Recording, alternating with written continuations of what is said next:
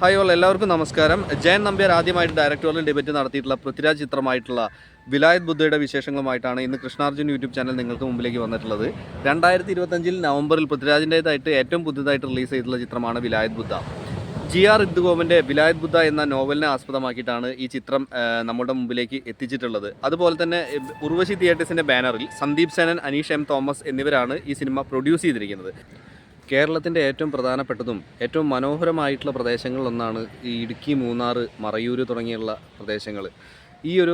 ആ ഒരു ഭാഗത്തുള്ള ഫോറസ്റ്റിൻ്റെ ഭംഗിയും ആ ഒരു സ്ഥലങ്ങളുടെയും കാടുകളുടെയും മലകളുടെയും ഭംഗിയുമെല്ലാം ഈ സിനിമയിൽ കൊണ്ടുവരാൻ ജയൻ നമ്പ്യാർക്കും അതിൻ്റെ ആർട്ട് ടീമിനും സാധിച്ചിട്ടുണ്ട്. പൃഥ്വിരാജ് സുകുമാരനും അനു മോഹനും, നായിക എന്ന് പറയുന്ന പ്രിയമാതാവ് കൃഷ്ണനാണ്. പിന്നെ മറ്റൊരു ഏറ്റവും പ്രധാനപ്പെട്ട കഥാപാത്രം ഇതിനകത്ത് കൈകാര്യം ചെയ്തിട്ടുള്ളത് നമ്മുടെ ഷമ്മി തിലകനാണ്.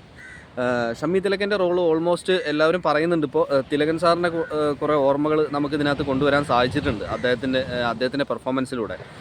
പിന്നെ ഷമ്മി തിലകൻ എടുത്തു പറയേണ്ട ആളെന്ന് വെച്ചാൽ ഷമ്മി തിലകൻ്റെ വോയിസ് തന്നെയാണ്. അതൊന്നും പറയാനില്ല. അദ്ദേഹത്തിൻ്റെ അഭിനയത്തെക്കുറിച്ച് നമുക്ക് യാതൊരു ഡൗട്ടും ഇല്ല. വോയിസ് കാലാകാലങ്ങളായി അദ്ദേഹം ഈ ഡബ്ബിംഗ് മേഖലയിലുണ്ട്.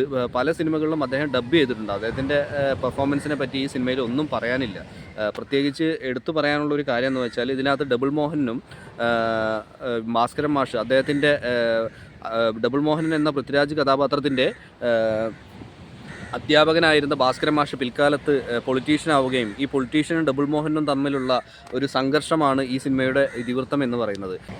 എനിക്ക് ഈ സിനിമയിൽ ഏറ്റവും ഇഷ്ടപ്പെട്ട ഒരു കഥാപാത്രം എന്ന് പറയുന്നത് പ്രമോദ് വെളിയനാണ്. കാരണം എന്താ വെച്ചാൽ അദ്ദേഹത്തിൻ്റെ ഈ സിനിമയിൽ ഒരു സാധാരണ ഒരു വേഷമാണുള്ളത്. ഒരു പഞ്ചായത്ത് മെമ്പർ പോലെയുള്ള ഒരു പാർട്ടി മെമ്പർ പോലെയുള്ള ഒരു റോളാണ് അദ്ദേഹം കൈകാര്യം ചെയ്തിട്ടുള്ളത്. പക്ഷേ ഓരോ ഘട്ടത്തിലും ആരോടാണെന്നുണ്ടെങ്കിലും സംസാരിക്കുമ്പോൾ അദ്ദേഹത്തിൻ്റെ ചെറിയ ചെറിയ കൗണ്ടേഴ്സ് നമ്മളെ ഒരുപാട് പൊട്ടിച്ചിരിപ്പിക്കുന്നുണ്ട്. അപ്പോൾ മുൻപുള്ള സിനിമകളിൽ അദ്ദേഹം ഒരുപാട് സീരിയസ് ആയിട്ടുള്ള കഥാപാത്രങ്ങളും തമാശ റോളുകളും ചെയ്തിട്ടുണ്ടെങ്കിൽ പോലും ഒരു എക്സലൻ്റ് ആർട്ടിസ്റ്റാണ് അദ്ദേഹം എന്ന് എനിക്ക് പറയാതെ വയ്യ.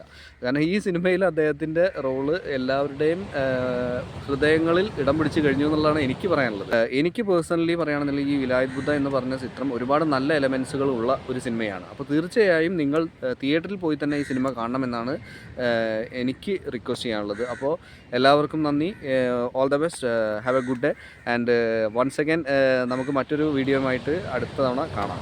Okay, all the best. Thank you so much.